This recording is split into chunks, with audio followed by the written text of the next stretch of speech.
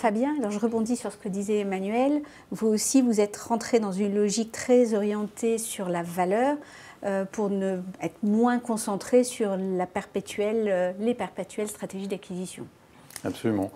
En fait, ce qu'on dit, c'est qu'on a connu depuis 2015, on va dire, 2014-2015, une première ère qui était l'ère du big data, qui était une ère d'analyse quantitative et de constitution de réceptacles de données, de plateformes, qui ont permis effectivement de connecter les signaux d'usage ou de transaction qui étaient émis par les consommateurs. Et puis on est en train d'entrer depuis 12 mois environ dans l'ère de l'intelligence artificielle, qui n'est pas simplement la compréhension des faits, mais qui est une culture d'entreprise. C'est une nouvelle culture. Et donc, on l'applique, comme je le disais tout à l'heure, on l'applique à un certain nombre de nos métiers essentiels. Dans la gestion de la valorisation du client, en fait, on l'utilise essentiellement aujourd'hui pour faire deux choses. Réduire le coût d'acquisition.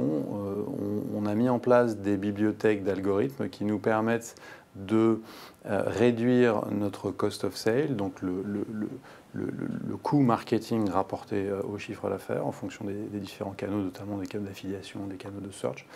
Et les résultats sont assez exceptionnels puisqu'on a une bonne faculté aujourd'hui à savoir déterminer les niveaux d'enchères, les niveaux de pression marketing nécessaires pour pouvoir générer un chiffre d'affaires et une marge, un niveau de marge suffisant pour couvrir ensuite tout ce qui est en dessous, tous nos coûts fixes.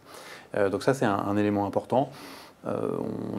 Lorsqu'on a démarré ce projet il y a 2 ans, on augmente à peu près de 30 à 40% le chiffre d'affaires issu des marketing channels, tout en réduisant quasiment tout autant le montant du budget marketing. Voilà.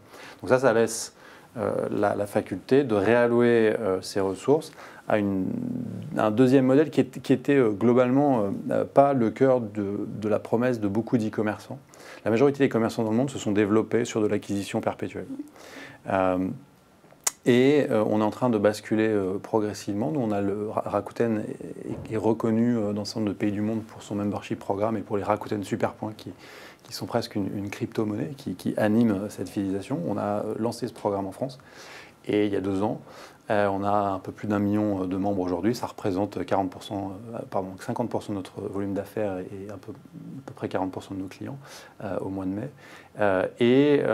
On fait grandir cette rétention et on transitionne progressivement d'un modèle d'acquisition à un modèle de fidélisation, un modèle de communauté. Grâce à l'intelligence artificielle. Comment on le fait? À la fois en personnalisant bien sûr les parcours clients, c'est ce qui a déjà été dit, mais aussi en développant des algorithmes qui nous permettent de prédire la valeur d'un client à 12 mois en fonction de son canal d'acquisition. Voilà. C'est un des KPI essentiels pour valoriser n'importe quel business digital aujourd'hui, c'est LTV moins le coût d'acquisition. Et on est capable, alors avec des logiques d'apprentissage, mais nous sommes aujourd'hui capables de prédire assez finement la valeur cumulée d'un client ou la marge brute qu'il sera capable de générer en fonction du canal marketing ayant servi à l'onboarder dans le programme de membres.